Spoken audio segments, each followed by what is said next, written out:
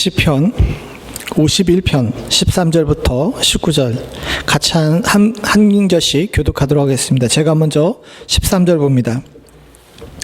그리하면 내가 범죄자에게 주의 도를 가르치리니 죄인들이 주께 돌아오리이다.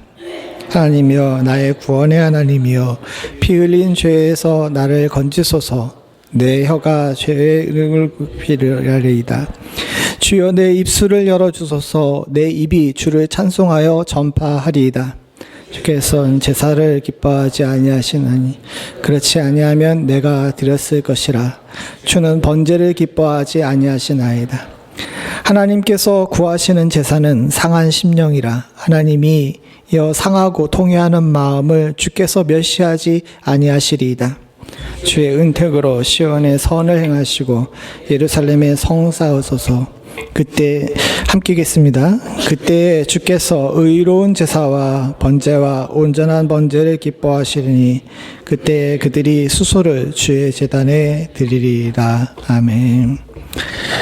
다시 한번 옆에 있는 분들과 인사했으면 좋겠습니다. 일주일 동안 고생하셨습니다 하고 인사하시죠. 일주일 동안 고생하셨습니다. 제가 어제 말씀을 준비하고 늦게 돌아가는데 길에 곳곳이 정전이 되어 있고 또 그 비가 오고 막 폭풍과 치는데 많은 분들이 전봇대에 붙어가지고 변압기를 고치고 계시더라고요. 벼락이 많이 떨어지고 또 바람 때문에 나무들이 많이 쓰러져서 많이들 위험했는데 그래도 주님께서 우리를 사랑해 주셔서 사랑하는 성도님들 모두 다 귀한 얼굴로 다시 볼 수 있어서 너무 좋고 하나님께 감사드립니다. 주의 보호하심과 인도하심 가운데 항상 평안하실 수 있기를 다시 한번 간절히 바랍니다. 다음 주는 종료주일입니다. 그 다음 주는 부활주일이죠. 그 얘기는 오늘이 사순절 설교의 마지막 날이라는 겁니다.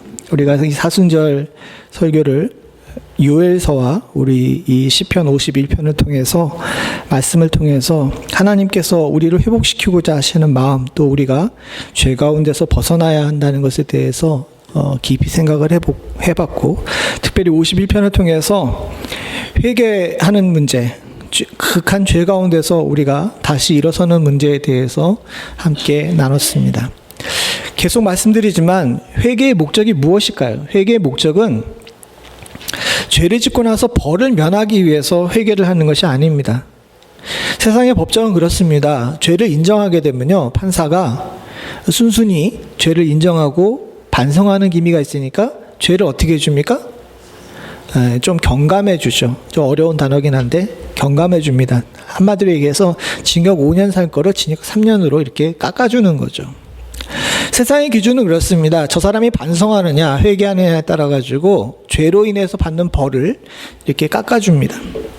그러다 보니까 그런 개념들이 교회 안에도 들어와서 많은 성도들이 회개하는 이유를 하나님께 벌 안 받기 위해서 회개를 하는 것으로 생각하는 경우가 많아요. 그러나 사랑하는 성도님들, 여러분들의 기대를 제가 저버려서 죄송하지만 성경에는 어디에도 그런 식으로 접근하지 않습니다. 물론 하나님의 긍휼로 우리들이 죽을 죄에서 좀 맞는 죄로 이렇게 하나님께서 긍휼을 베푸시는 거긴 하지만 그건 그 사람이 회개를 잘했기 때문에 못했기 때문이가 아니라 하나님의 긍휼에 온전히 의지하는 것입니다. 진짜 회개하는 목적은요, 또 성도들이 하나님 앞에 나아가서 회개하려고 하는 목적은 딱 한 가지입니다. 그것은 뭐냐면 하나님과의 관계 회복이에요. 죄로 인해서 우리가 하나님과 단절이 되게 되면 단순히 벌 받는 것으로 끝나는 것이 아니라 영적으로 죽는 겁니다. 영적인 죽음은 육신의 죽음과도 마찬가지이고 우리가 영생의 복을 누릴 수 없게 되는 거죠. 그래서 믿는 사람들에게 있어서 회개는요, 사랑하는 성도님들, 하나님과의 관계를 끈을 유지할 수 있는 아주 중요하고 소중한 방법임을 여러분들 잊지 않으셔야 될 줄로 믿습니다. 우리는 반복해서 죄를 짓습니다. 안타까운 이야기지만 죄로 인해서 온전히 해방되고 또 거기서 자유로운 사람이 없어요. 오늘 아침에 여러분들 주일이고 주님 예배 앞에 나와 예배를 드리러 나왔습니다. 여러분들이 눈 뜬 시간이 뭐 7시나 8시나 이때쯤이라고 생각을 하면 지금이 11시니까 몇 시간 사셨는지 계산이 되죠. 몇 시간 사셨습니까? 4시간이나 한 5시간 정도 이렇게 사셨을 겁니다. 그럼 여러분 제가 감히 여쭤보는데 그 4시간, 5시간 죄 안 짓고 사셨습니까? 다 죄 안 지셨나 본데. 거룩한 성일이고 몇 시간 안 되는 시간이지만 안타깝게도 제 개인적인 경험이지만 저 죄 지었어요. 생각으로 눈으로 범죄하는 일들이 우리 가운데 있죠. 심지어는 염려마저도 하나님께서는 불신앙이라 그래서 죄라고 얘기를 하셨습니다. 여러 가지 생각들이 많이 우리를 휘감고 있고 다만 행동하지 않았지만 우리는 항상 죄를 짓고 사는 죄에서 벗어날 수 없는 그런 존재인지도 몰라요. 그렇기 때문에 우리에게 있어서 회개는 그냥 해도 되고 안 해도 되는 것 또는 뭉쳐놨다가 한꺼번에 어느 날 날 잡아서 하는 것이 아니라 항상 숨쉬듯이 주님 앞에 회개하고 주님께 나아가는 일을 열심을 내야 됩니다. 그리고 그 회개의 정점은 예배에 있어요. 예배로 나아간다는 것, 이것은 하나님께 기도와 찬송 그리고 말씀으로 하나님 앞에 나아가 우리의 삶의 중심이 하나님께 있음을 고백하고 우리의 죄를 주님 앞에 아뢰고 깨끗하고 정결한 가운데 하나님께서 주시는 영생의 복을 누리게 되는 복된 일인 줄로 믿습니다. 그렇기 때문에 회개의 마지막은 결국 찬송과 예배로 끝나게 되어 있습니다. 그래서 오늘 본문에 보게 되면 51편의 처음 1절에서는 내가 죽을 수밖에 없는 죄에 대해 고백하면서 애통하는 마음으로 시작했지만 오늘 우리가 읽은 본문인 13절부터 19절에서는 하나님께 어떻게 예배드릴 것인가 라는 문제에 대해서 이야기 나온 것도 당연한 일입니다. 따라서 회개와 예배는 두 개를 구분할 수 있는 것이 아니라 같이 가는 거예요. 회개하는 자는 예배로 나옵니다. 나 주님 앞에 범죄했고 회개한다 라고 이야기를 하면서 예배를 게을리하는 것은 있을 수가 없는 일이에요. 반대로 얘기하게 되면요, 여러분들 꼭 기억하셔야 되는 것이 있는데 예배로 나온다는 것은 주께 내 죄를 고백하고 회개하기로 작정한 것입니다. 그저 습관을 따라서 다른 사람의 눈치 때문에 때로는 목회자의 얼굴을 봐가지고 주일날 교회 나오는 것이 아니에요. 사회적 관습으로 신앙생활을 하거나 또는 다른 사람들에게 관계와 명성 때문에 예배를 드리는 사람들도 많이 있습니다. 물론 그런 눈들과 그런 습관이 우리들이 무너지지 않게 만드는 지지대 역할을 하는 경우도 분명히 있지만 진정으로 예배드리길 원한다면 우리가 예배드리려고 하는 이유를 잘 생각해 봐야 될 줄로 믿습니다. 하나님과 앞에서 관계를 온전히 유지하고 그렇게 하기 위해서 내가 내 죄를 주님 앞에 고백하고 회개하며 감사하며 주께서 주시는 은혜를 받는 귀하고 복된 시간이 예배해야 될 줄로 믿습니다. 그래서 우리 교회도 그렇지만은 처음에 예배 시작하기 전에 찬송을 부르죠. 찬송도 예배인데 찬송 부르면서 이제 예배를 시작하는데 그때 우리가 회개의 기도 하잖아요. 그리고 예배 중간에도 대표 기도 속에서도 또 우리가 회개에 대한 이야기를 하는 이유도 바로 거기에 있는 줄로 믿습니다. 사랑하는 성도님들, 당신이 죄인입니다. 회개해야 됩니다. 라는 이야기는 누구도 듣기 쉬운 얘기가 아니에요. 다 싫죠. 그러나 믿는 성도라면 특별히 예수의 복음을 알고 그리스도의 십자가를 아는 사람이라면 회개를 불편하게 여겨서는 안 됩니다.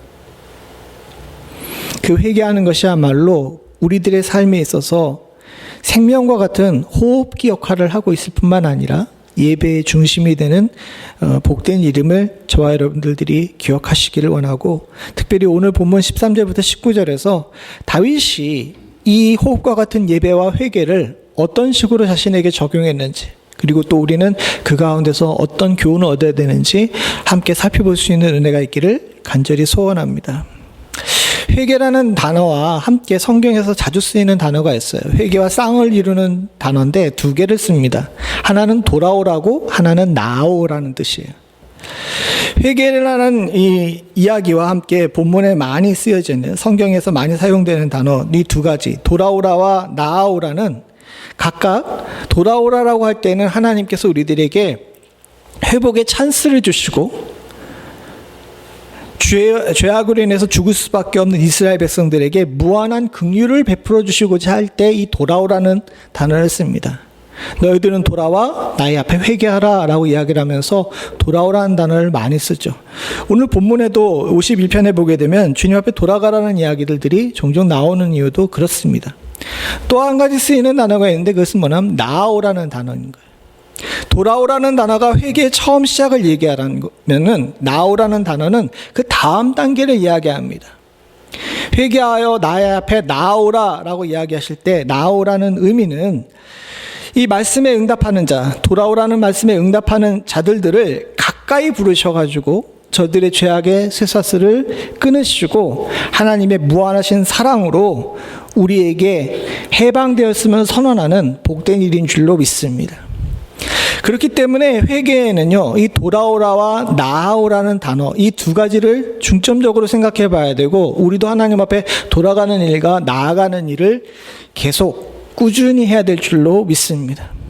여러분들은 예배가 끝난 다음에 세상에 나아갑니다. 누가 부르지 않으나 성령께서 여러분들이 다음 주일 이 시간이 되게 되면 나에게 돌아오라, 나아오라 하는 주의 말씀을 듣게 되실 줄로 압니다. 여러분 그때 그 응답에, 그 부르심에 응답할 줄 아는 지혜를 가진 성도들이 복된 성도인 줄로 믿습니다. 주일 성수와 예배를 지키는 것은요, 누가 얘기해서 지켜서는 의미가 없습니다. 사실은 하나님의 부르심에 우리들이 자연스럽게 응답하는 것이어야 해요. 과거에 예전에 그 칼빈이 종교교육 할 때 그가 제네바를 이렇게 통치한 적이 있었습니다. 그때는요, 칼빈이 처음 두 차례 거쳐서 통치를 했는데, 첫 번째 1차 통치 기간에는 어떻게 했냐면 주일날 교회 안 나오면 벌금을 때리고요, 태형을 때렸어요. 교회 안 나오면 벌금 문 겁니다. 제네바가 살기 굉장히 힘들었겠죠? 오늘 여기 벌금 내신 분들이 여러 보이시는데 벌금을 내야 되는 거예요. 그리고 심지어는 몇 차례 빠지게 되게 되면 때렸습니다. 태형을 쳤어요. 근데 후에 칼빈이 한번 쫓겨났다가 다시 돌아와서 두 번째 이제 제네바를 통치할 때는 칼빈이 그렇게 하지 않았습니다. 칼빈이 말씀을 더 깊이 알고 말씀 속에서 하나님의 뜻이 무엇인지를 알게 된 이후에는 이것이 때려서 되는 문제나 벌금을 물여서 되는 문제가 아니라는 사실을 깨닫게 된 겁니다. 성령의 역사와 우리들의 자발적인 나아감이 있어야 될 줄로 믿습니다. 주님께서 돌아오라 나아오라 하시면서 여러 가지 일들과 징조들을 보여주시긴 하지만 결국 사람 개인이 각자가 하나님 앞에 돌아갈 마음이 생겨야 되고 나아갈 의지가 생겨야 됩니다. 물론 이것을 하나님께서 우리들에게 부어주시는 것이긴 하지만 옆에서 누가 조력할 수 있지만 스스로 이 일에 응답할 줄 아는 지혜가 우리 가운데 있어야 돼요. 그런 자들에게 하나님께서 복 주시고 그런 자들을 하나님께서 예정하시는 줄로 믿습니다. 사랑하는 성도님들, 우리는 그 부르심에 응답한 자들인 줄로 믿습니다. 그리고 회개하고 하나님께서 주신 은혜를 우리 안에 받게 되게 되면 성도들은 자연스럽게 반응할 수밖에 없습니다. 그 반응이 뭐냐 하면 나아가서 하나님의 은혜를 전하는 거예요. 대표적인 예로 몇 주 전에 우리가 함께 말씀을 나눴지만 예수님께서 수가성 여인을 만났습니다. 그 여인은 다 아시는 것처럼 굉장히 추악하고 더러운 사람이었어요. 본인 스스로도 다른 사람 앞에 자신을 내세울 수 없는 존재라는 사실을 알고 있었고 그 동네 사람들도 같이 살고 있지만 상종하고 싶어하지 않는 사람이었습니다. 사실 수가가 있던 사마리아는 유대인들에게 있어서 사람 취급 못 받던 데였어요. 왜 사람 취급을 못 받았냐 하게 되면 그들이 혈통적으로도 문제가 있었지만 그들의 생활 행태 자체가 거룩하지 못했기 때문에 그렇습니다. 근데 그 거룩하지 못한 사람들 눈에 볼 때에도 이 수가성 여인은 너무 심한 거예요. 근데 이런 여인이 정오에 물을 들어갔다가 예수님을 만나서 예수님의 말씀을 들었습니다. 근데 예수님이 하신 말씀이 굉장히 어려웠어요. 그 수가성 여인이 그것을 모두 다 이해하지 못했을 겁니다. 우리가 그때도 함께 살펴봤지만 묻고 대답하는데 자꾸 질문이 겉돌아요. 그럼에도 불구하고 이 수가성 여인 마음 가운데 예수가 그리스도라는 것, 메시아라는 것들에 대한 마음이 생겨나게 됩니다. 이건 오로지 하나님께서 주신 성령의 은혜인 줄로 믿습니다. 그가 예수가 메시아라는 걸 깨닫고 나서 그 여인이 어떻게 했습니까? 나아가서 그동안 자신이 피했고 자신을 피했던 자신의 동네 사람들에게 가서 말씀을 전하는 일을 주저하지 않았어요. 나와서 보라. 이곳에 성경에서 말씀하셨던 우리의 조상들이 말씀했던 그분이 왔다라고 말씀을 선포하게 되는 겁니다. 은혜를 체험하게 되게 되면 자연스럽게 증거하게 됩니다. 이것은 자연스러운 반응이에요. 우리가 주의 은혜를 체험하게 되게 되면 회복의 은혜를 체험한 사람들은 참을 수가 없습니다. 다른 사람들에게 나아가서 말씀을 전하고 싶죠. 다윗도 마찬가지였습니다. 본인이 정말 용서받지 못할 죄를 지었지만 하나님께서 은혜와 긍휼로 손 내미셨다는 걸 알고 그 손을 잡아 내가 정결케 되어 간다는 사실, 그리고 하나님께서 나에게 부르신 이 회복의 은혜가 있다는 사실을 알게 되니까 다른 사람들 앞에 나아가서 말씀을 전하고 싶은 거예요. 그래서 오늘 13절을 같이 봅니다. 시작. 그리하면 내가 범죄자에게 주의 도를 가르치리니 죄인들이 주께 나아오리이다. 내가 하나님의 은혜를 받았기 때문에 내가 가서 죄인들과 범죄자들에게 주의 도를 가르치겠다라고 이야기를 합니다. 근데 여러분, 다윗이 범죄자예요, 아니에요? 범죄자가 무슨 범죄자한테 가서 뭘 가르쳐? 여기에 다윗의 갈등이 생기는 겁니다. 무슨 얘기냐 하게 되면 은혜를 받았어요. 은혜를 받았는데 그 은혜를 받은 걸 다른 사람이 알아요, 몰라요? 모르죠. 내가 사람들 앞에서는 죄에 대한 대가를 치르고 있지만 하나님께서 나의 죄를 맑게 시키셨다는 것을 나는 알아요. 그러나 다른 사람은 몰라요. 다른 사람들 입장에서 보게 되면 난 여전히 뭡니까? 범죄자이고 죄인인 거예요. 그런데 내가 나아가서 다른 사람들한테 야, 은혜 받았어, 너도 은혜 받아 라고 이야기를 하게 되면 다른 사람들이 뭐라 그래요? 아주 정확하게 얘기하네. 너나 잘해요 라가 나오죠. 오늘날 정치자들이 많이 쓰는 방법인데 메시지를 공격하지 않습니다. 메신저를 공격하지. 메시지가 자기 마음에 안 들면은요, 그 메시지를 공격하지 않아요. 왜? 그 메시지에 대해서 많은 사람들이 공감하는 경우가 많거든요. 뭘 공격해요? 그 메시지를 전달하는 메신저를 공격하는 겁니다. 목회자도 마찬가지예요. 제가 하나님 말씀을 열심히 전하고 여러분들에게 복음을 열심히 전했다고 칩시다. 그런데 제가 삶이 안 따라가고 제가 만약에 십계명을 범하는 죄를 지었어요. 그러면 여러분들 어떻게 생각하실 겁니까? 말씀은 멀쩡한데 저 사람이 문제야라고 생각하실 거예요? 그러면 참 다행인데, 사람들은 기본적인 생각에 이 메신저가 망가지게 되게 되면, 스피커가 망가지게 되게 되면 그 스피커를 통해서 나왔던, 메신저를 통해서 나왔던 메시지마저도 부정하게 되는 경우가 많이 있습니다. 아니, 거의 대부분 다 그래요. 제가 대학 때 교재로 사용했던 아주 유명한 책을 쓰신 미국의 목사님이 계십니다. 실명을 얘기를 하지는 않겠습니다. 얘기하게 되면 다들 아실 수 있을 만큼 우리 젊은 분들에게 있어서는 굉장히 유명했던 그런 책입니다. 근데 이분의 책이 굉장히 많은 사람들에게 생각을 많이 하게 됐어요. 우리의 감정이, 상한 심령이 어떻게 치료되는지에 대해서 굉장히 은혜스러운 말씀이 많이 그 책에 담겨져 있었습니다.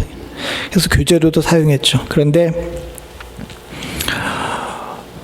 이분이 제가 4학년 때쯤 됐는데 미국에서 들려온 소식이 있는데 7계를 범하신 거예요. 자기 비서랑 부적절한 관계를 이제 한 겁니다. 뭐 난리가 났죠. 그분이 목회도 아주 크게 하셨었거든요. 그러나 이제 그렇게 돼버리고 되니까 교회는 깨졌는 건 당연하지만 더 큰 문제는 뭐냐면 그분이 그동안 쌓아놨던 학문적인 그 탑과 또 말씀이 다 부정되게 되는 거예요. 4학년쯤 되는데 그분이 썼던 모든 교재가 다 학교에서 사라졌습니다. 왜? 메신저가 망가졌다고. 근데 좀 이상했어요. 왜냐하면 그 사람이 물론 잘못된 생활을 했고 용서받지 못할 죄를 지었죠. 근데 뭐 훈련 한 7년 뒤에 사모님도 용서하시고 해가지고 이분이 회복되셔서 다시 목회하신다는 소식은 듣긴 들었는데, 물론 그건 그 개인의 문제이지만 정작 중요한 것은 뭐냐면 그분이 그동안 전했던 하나님 말씀이 다 부정된다는 것이 참 조금 이해가 가질 않았습니다. 왜냐하면요, 그분이 전한 것은 그분의 생각이 아니라 하나님 말씀이었기 때문이죠. 정치하고는 다른 거예요. 세상의 정치가들이라는 이야기와는 다릅니다. 우리는 부족할지 모르지만 주의 말씀은 완벽한 줄로 압니다. 때로는 스피커가 망가질 수 있고 때로는 강단이 무너질 수도 있지만 하나님의 말씀은 영원한 줄로 믿습니다. 이것이 우리들의 신앙이고 여러분들과 제가 붙들어야 될 것인 줄로 믿습니다. 저를 보고 예수를 믿진 않잖아요. 제가 뭐가 볼 게 있어서 저를 보고 예수를 믿겠어요. 한국교회 성도들이 항상 조심해야 될 것이 있는데 사람을 따라가서는 안 됩니다. 하나님의 말씀을 따라가야죠. 다윗이 부딪혔던 문제의 핵심도 바로 거기 있었습니다. 난 말씀을 전하고 싶은데 어때요? 나는 범죄자야. 그렇게 내가 얘기하는 하나님의 은혜에 대해서 다른 사람들이 공감하지 못할 것을 너무도 잘 알고 있었습니다. 그래서 다윗은 여기에 한 가지 더 하나님께 기도하게 되죠. 뭐라고 기도하냐면 14절 15절 같이 봅니다. 시작. 하나님이여 나의 구원의 하나님이여 피 흘린 죄에서 나를 건지소서. 내가 혀가 주의 의를 높이 노래하리이다. 주여 내 입술을 열어주소서. 내 입이 주를 찬양하며 전파하리이다. 다윗은 자신이 피 흘린 죄를 가지고 있다는 것을 잘 알고 있었고 피 흘린 죄의 성질도 잘 알고 있었습니다. 이건 용서받을 수 없는 거예요. 사람과 하나님 앞에서 이거보다 더 큰 죄를 지을 수가 없었습니다. 간음했고 살인했고 거짓말했고 국가의 지도자로서 온전한 모습도 보이지 못했습니다. 그는 누구에게도 너 잘했단 소리를 들을 수 있는 사람이 아니었어요. 오직 하나님만이 여기서 나를 건져주실 수 있다는 사실을 너무도 잘 알고 있었기 때문에 오늘 본문에서도 다시 한번 반복하죠. 앞에서 했던 이야기를 똑같이 반복하는데 뭐라고 얘기하냐면 피 흘린 죄에서 나를 어떻게 해달라고요? 건져달라는 겁니다. 이것이 지금까지 하나님께서 주신 은혜예요. 그런데 다윗은 여기서 더 나가서 한 가지 소원을 더합니다. 그것이 뭐냐면 내 입술을 열어주소서라는 거예요. 무슨 얘기냐 하게 되면 하나님 아버지 나를 구원하시고 나를 깨끗게 해주신 은혜에 감사드립니다. 내가 그것을 찬송하고 싶은데 나에게 찬송할 수 있는 자격, 말씀을 전할 수 있는 자격 또한도 허락해달라고 이야기를 하는 겁니다. 사랑하는 성도님들, 우리는 항상 기억해야 되는 것이 있는데 우리가 드리는 기도, 찬송, 그리고 제가 전하는 제가 전하고 여러분들이 함께 나누고 있는 이 말씀을 공유할 수 있는 것들이 얼마나 큰 은혜인지를 놓쳐서는 안 돼요. 이 예배를 드릴 수 있는 자격, 예배자로서의 자격은 하나님께서 나를 죄에서 건져주셨을 뿐만 아니라 우리들에게 입술을 열어서 하나님을 찬양할 수 있는 자격을 허락하신 하나님의 놀라우신 긍휼에서 나온 겁니다. 내가 예배를 가져야지라는 생각을 하게 되면 은혜는 없어요. 우리는 분명히 기억해야 됩니다. 저와 여러분들이 여기 있는 것은요, 하나님께서 너 내 거라고 도장을 찍으셨기 때문에 허락된 주님의 은혜예요.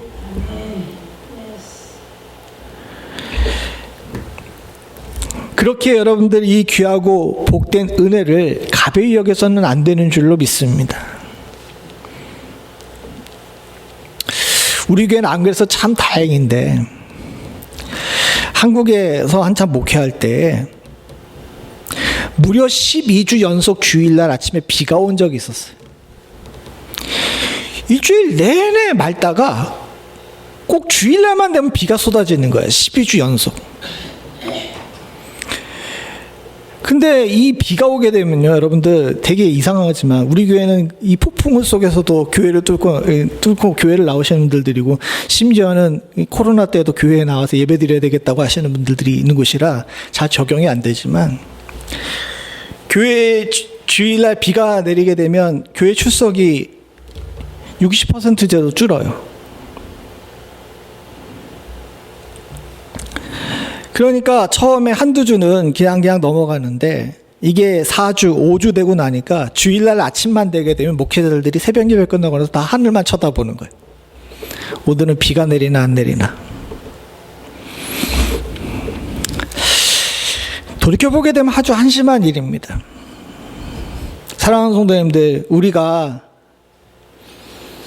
일기가 불손하다고 또 우리의 삶이 힘들다고 예배를 선택적으로 드리기 시작하게 되면요, 안타까운 얘기지만 예배자의 자격을 상실하게 되고 예배자의 복을 놓치게 된다는 사실을 너무도 쉽게 잃어버리고 있습니다. 1년을 다윗이 하나님께로부터 분리되고 고통받고 나서야 내가 입술을 열어서 하나님을 찬송할 수 있는 것, 내가 어린 나이서부터 시작해서 비파를 들고 하나님을 찬송할 수 있었던 것이 얼마나 소중한 자격인지를 깨닫게 된 거예요. 그래서 하나님, 나를 죄에서 건져주시고 피 흘린 죄에서 건져주실 뿐만 아니라 내 입술을 열어서 하나님을 찬송할 수 있는 자격을 회복시켜 주십시오라고 간절히 소원하고 있는 겁니다. 여러분들의 오늘 찬송과 기도가 하나님께 상달되는 줄로 믿습니다. 여러분, 돌아가시는 하나님 나라 가는 그 순간까지 이 자격을 상실하시지 않을 수 있는 축복이 있기를 간절히 소원합니다. 돌아온 자는 이제 나아가야 됩니다. 하나님께 돌아온 자가 나아가는 법에 대해서 가장 잘 나타낸 성경 구절인데 뭐냐면 호세아 6장 1절입니다. 호세아 6장 1절, 2절을 우리 표준세 번역으로 같이 한번 읽어보죠. 같이 봅니다. 시작. 이제 주께로 돌아가자. 주께서 우리를 찢으셨으나 다시 싸매어 주시고 우리에게 상처를 내셨으나 다시 아물게 하신다. 이틀 뒤에 우리를 다시 살려주시고 사흘 만에 우리를 다시 일으켜 세우실 것이니 우리가 주의 앞에서 살 것이다. 돌아온 자는 본문의 말씀처럼 치료를 받습니다. 이 치료를 받는 것에서 끝나는 것이 아니라 2절에 나온 것처럼 우리들을 다시 살려주세요. 그리고 이 살려주신 다음에 주님께서는 우리들에게 다시 이렇게 세우셔가지고 살아갈 수 있는 힘을 주십니다. 우리는 여기까지 잘 하고 있습니다. 왜냐하면 이것은 우리의 능력으로 되는 것이 아니라 하나님께서 하시는 거기 때문에 그래요. 하나님께서 우리가 주님 앞에 나아가기만 하면 우리의 상처를 싸매어 치료하시고 또 살게 하시고 힘을 허락해 주시는 줄로 믿습니다. 그리고 이렇게 다시 살아갈 힘을 얻게 되게 되면 많은 사람들이 세상에 나가 살아요. 근데 세상에 나가 사는 것이 아니라 세상을 견디면서 시간을 낭비합니다. 아주 오래전에 읽었던 책 한 구절인데 제가 누가 썼는지 그리고 책 제목도 무엇인지 영 가물가물한데 딱 한 문장만 기억이 나요. 그리고 또 그 문장의 문맥도 거기에 딱 제가 생각한 것 같지 않은데 딱 기억에 남는 문장이 뭐냐면 문득 난 살아본 적이 없었다는 것을 깨달았다. 그저 오래전 어린 시절부터 견뎌왔을 뿐이다 라는 구절입니다. 잘 생각해 보게 되게 되면 우리는 주일날 주님께 받은 은혜를 가지고 저문을 나가가지고 일주일을 견디며 살아요. 사는 것이 아니라 그저 세상 앞에서 견디는 거예요. 이게 정상이냐는 거죠. 우리는 깊이 생각해 봐야 됩니다. 세상에 구르다가 찢기고 상처받았어요. 그래서 주님 앞에 나와가지고 그것을 치료받고 다시 살 힘을 얻었는데 또 똑같이 나아가서 세상에서 굴러요. 그러면 또 어떻게 합니까? 또 와서 치료를 받습니다.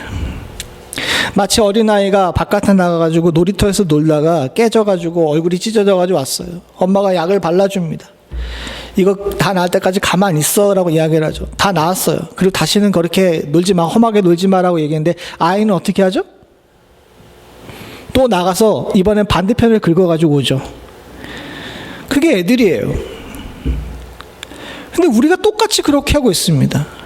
왜 신앙이 성장하지 않는 줄 아십니까? 주님께서는 계속 싸매시고 계속 치료하시고 계속 힘을 부어주시지만 우리는 진짜 사는 것이 아니라 그냥 어린아이처럼 세상을 그냥 마구 구르고 있습니다.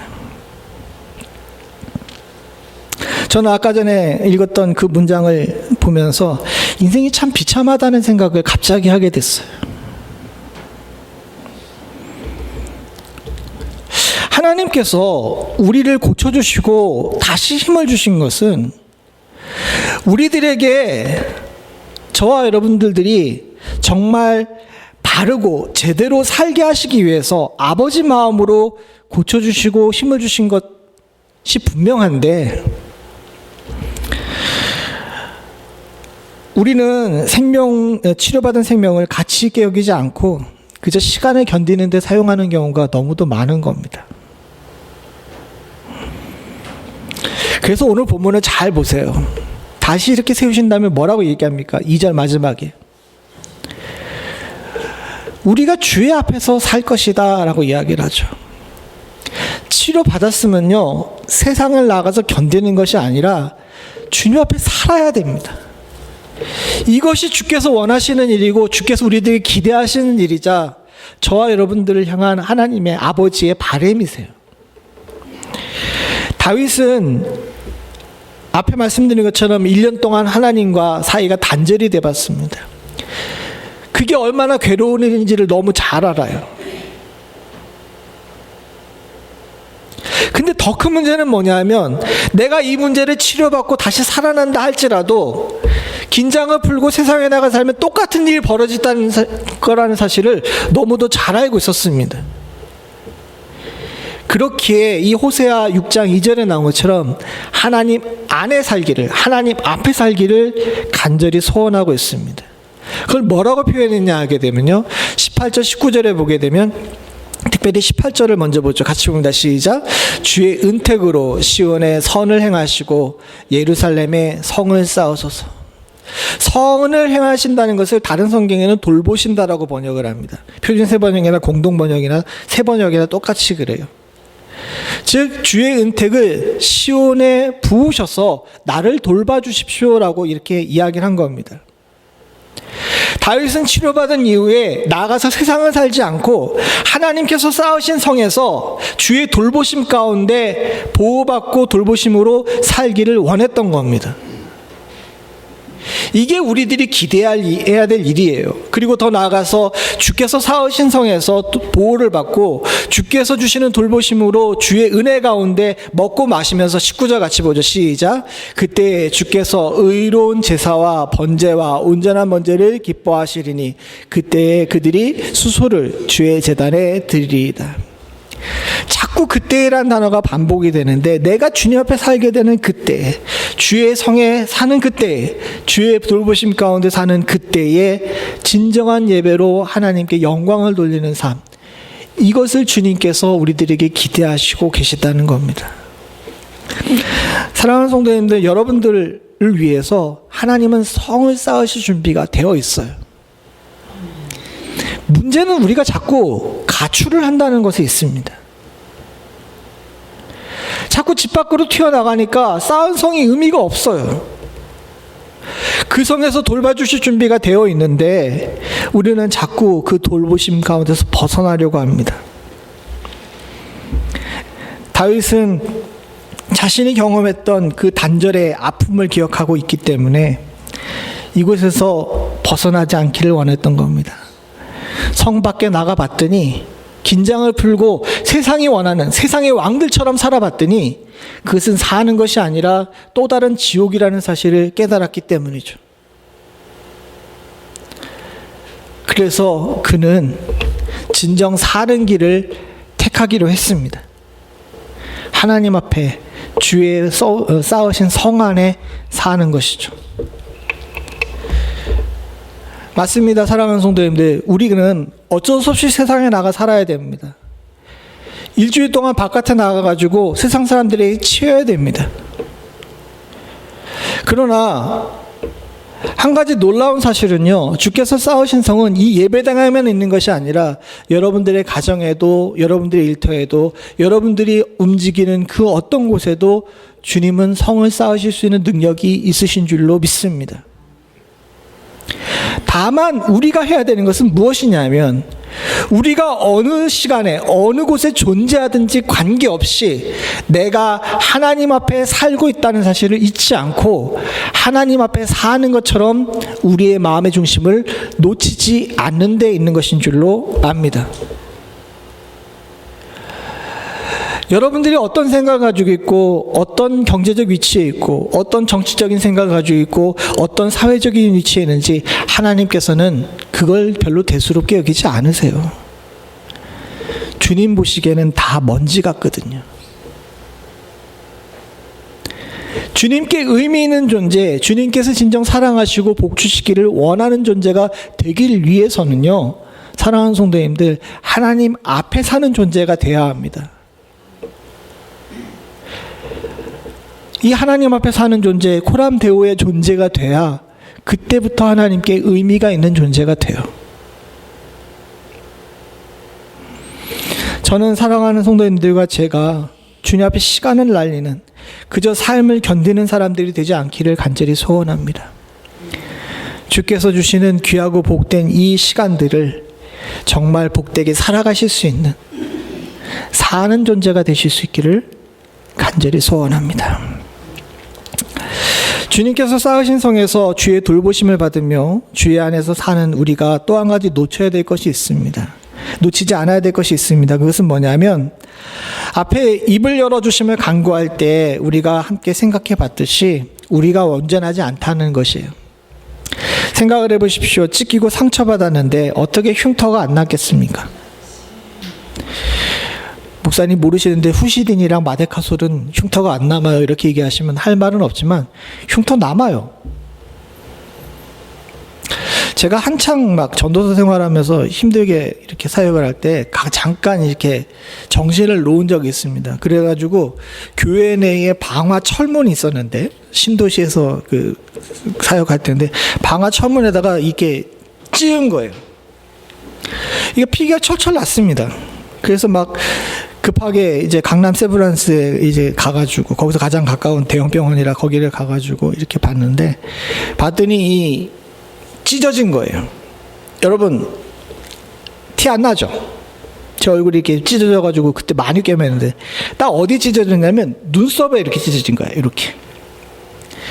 성형외과 의사가 와가지고 13방인가 14방인가를 꼬맸는데 다행히 눈썹 밑에 숨겨져가지고 이게 안 보이는 겁니다. 근데 그분이 저랑 동갑이었던 그 성형외과 의사였는데, 우리가 전도사고 전도사고 의사 그때 레지던트인가 그러셨는데, 나이가 비슷하고 이러니까 이제 서로 얘기를 하면서 얘기를 하는 게, 전도사님 마지막에 끝나고 나서 뭐라고 그랬냐면, 전도사님 눈썹을 밀지 마세요라고 그러더라고요. 눈썹 밀 일이 뭐가 있어. 근데 그분이 이제 농담 삼아서, 이제 동갑을 만났으니까 농담 삼아서 하는 얘기인데, 그러면서 하는 얘기가 뭐냐면, 아무리 제가 실력 좋게 잘 꾸몄어도 반드시 티가 날 거니까 어디 가가지고 눈썹을 밀지 말라고 그런 얘기를 농담처럼 하시더라고요. 후에도 실제 보니까 많은 분들이 여러 상처를 받은 모습을 봤습니다. 수술을 받고 나게 되게 되면 여러분들 아무리 훌륭한 의사가 잘 꼬매도 그 자국이 남죠. 상처도 마찬가지입니다. 여러분들 곳곳에 여러분들의 몸에도 상처가 남죠. 영혼도 마찬가지입니다. 아무리 내가 예수를 믿고 구원을 얻어가지고 상처를 치료받고 하나님께 은혜를 얻었다 하더라도 여러분들이 받았던 상처들 그대로 남아요. 때로는 부모에게, 때로는 배우자에게, 때로는 자식에게, 때로는 친구에게, 때로는 직장에게, 심지어는 교회에서도 서로 상처를 주는 경우가 많이 있습니다. 이거 부정할 수 없어요. 이거 현실이잖아요. 근데 문제는 뭐냐면, 내가 받기도 하고 내가 주기도 하는 상처가 그대로 자국이 남는다는 겁니다.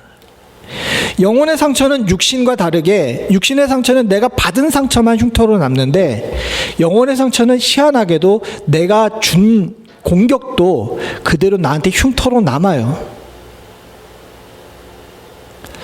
그렇게 우리가 하나님의 집에 살면서 하나님의 성에 살면서 하나님의 돌보심 가운데 거해도 항상 고민하게 되는 일이 뭐냐면 내가 흉터를 가지고 있는 연약한 존재라는 것을 고민하고 아파할 수밖에 없게 됩니다.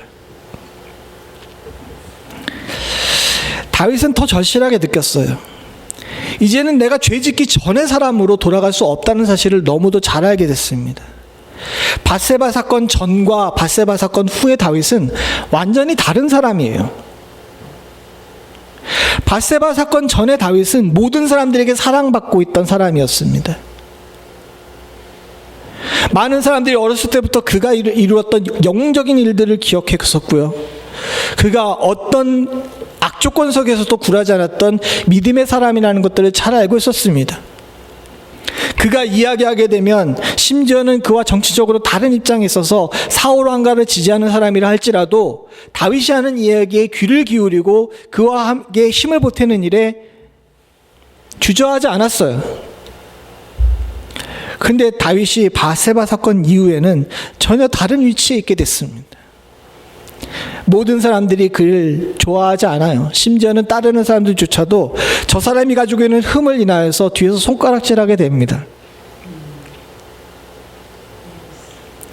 다윗은 하나님이 자신을 구원하시고 용서하셨다는 것을 알고 있지만 그럼에도 불구하고 이 흉터, 이 부끄러운 이 상처의 흔적을 평생 지고 가야 된다는 사실을 잘 알게 됐습니다.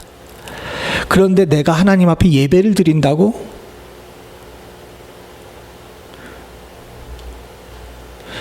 하나님께 예배를 드린다고? 찬송을 한다고?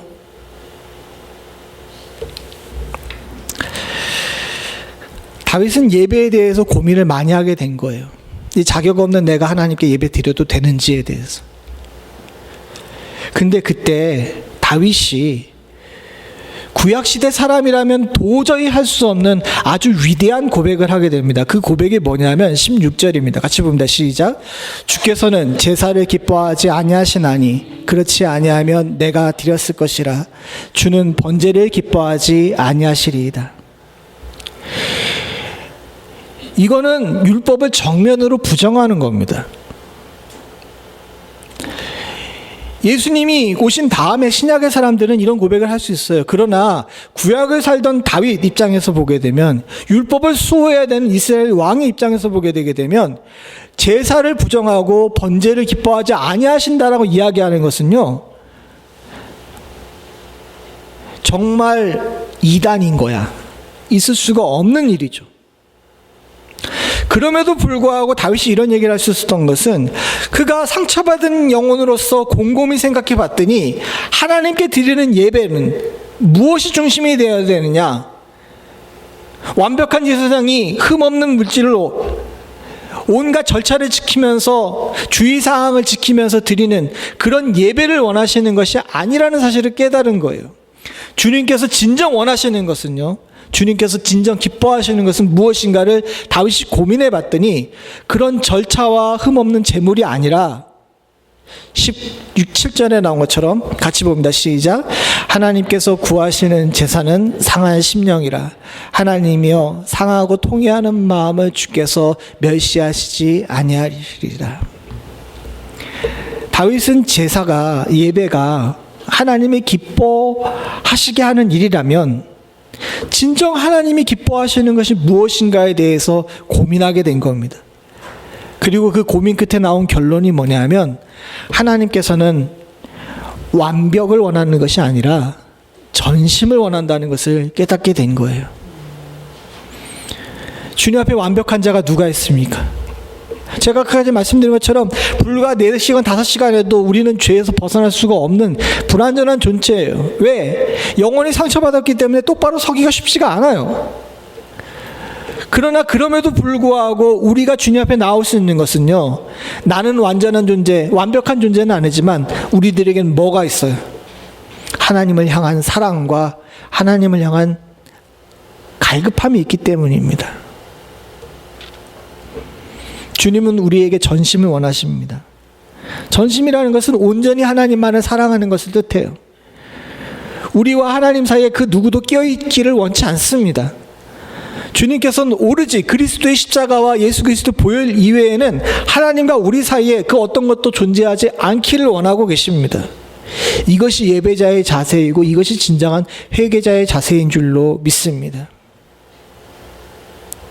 안타까운 얘기지만 저도 그렇고 여러분들도 그렇고 예배에 나오면서 전심으로 예배드리긴 쉽지가 않아요.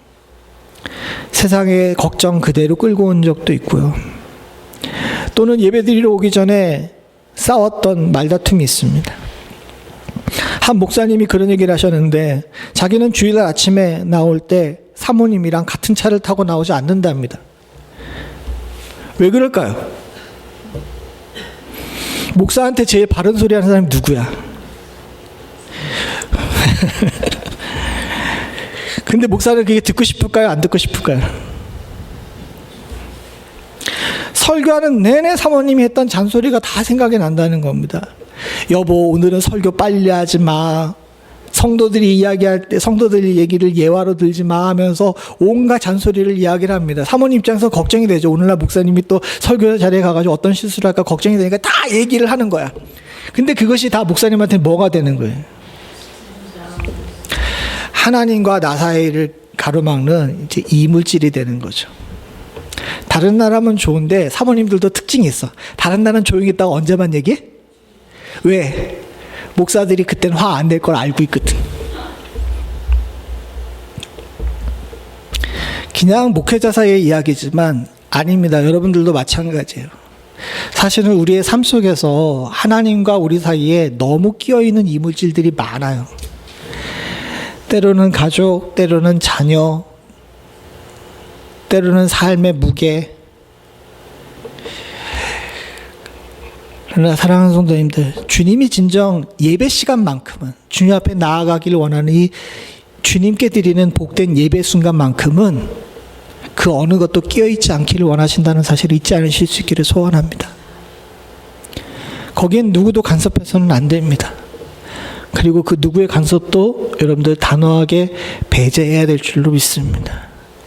오로지 주만 바라보실 줄 아는 복된 예배자가 된다면 우리의 회개는 완성되는 것인 줄로 믿습니다.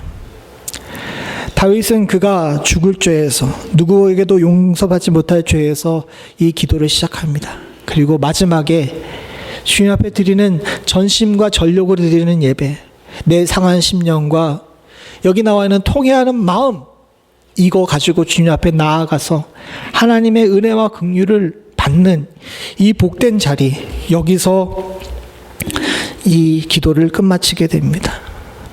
그리고 다윗은 깊이 깨달았어요. 밧세바 이전에 완벽한 왕이었던 자기를 원하는 것이 아니라 하나님께서는 상처받고 아파하고 평생도록 잊음을 지면서 괴로워해야 되지만 이제는 사람을 의지하거나 군대를 의지하거나 자신의 과거에 쌓아놨던 명성을 의지하는 이스라엘 왕 다윗이 아니라 하나님을 전심과 전력으로 사랑하는 자연인 다윗으로서 하나님을 만나게 됐다는 사실을 깨닫게 된 것입니다. 저와 여러분들도 이것을 잊지 않으실 수 있는 축복이 있기를 간절히 소원합니다. 같이 기도하시겠습니다. 하나님 아버지, 피 흘린 죄로 인해서 누구에게도 용서받지 못할 저희들을 건져주시고 죄악의 상처로 인해서 온갖 흉터를 지고 있는 험악한 저희들을 주의 전에 부르셨고 상처받은 영혼으로 인해서 똑바로 서거나 바라볼 수 없는 저희들에게 온전한 내가 너를 붙들고 있고 내가 너를 돌보겠다라고 말씀하시는 하나님의 긍휼로 지금 이 자리에 섰습니다. 바라고 소원하기는 인생의 자랑으로 살던 저희들을 주께서 새롭게 하여 주시사 오로지 하나님의 은혜로 사는 자임을, 그리고 부르심받은 주께서 자격을 허락하신 예배자임을 기억하며 온전하게 설 수 있는 저희들 되게 하여 주시옵소서. 주님께서는 우리들의 완전함을 원하는 것이 아니라 우리들의 전심을 원하신다는 사실을 잊지 않기를 간절히 소원합니다. 아버지 하나님, 이룰 수도 없고 할 수도 없는 그림자와 같은 일들에 우리의 마음을 부어버리다 스스로 실족하는 일 없도록 주님 도와주시옵고, 오로지 주님 앞에 전심을 드리는 것 하나만으로 우리들이 주님께 기쁨 된다는 사실을 잊지 않으며 살 수 있는 저희들 되게 하여 주시옵소서. 무엇보다도 사랑하는 성도들, 주님께서 싸매시고 살리시고 힘주셨는데 세상에 나가서 그저 견디는 존재로 서지 않기를 간절히 소원합니다. 아버지, 우리로 주님 앞에서 살 수 있는 은혜를 허락하여 주시옵소서. 모든 말씀 예수님의 이름으로 간절히 기도드립니다. 아멘.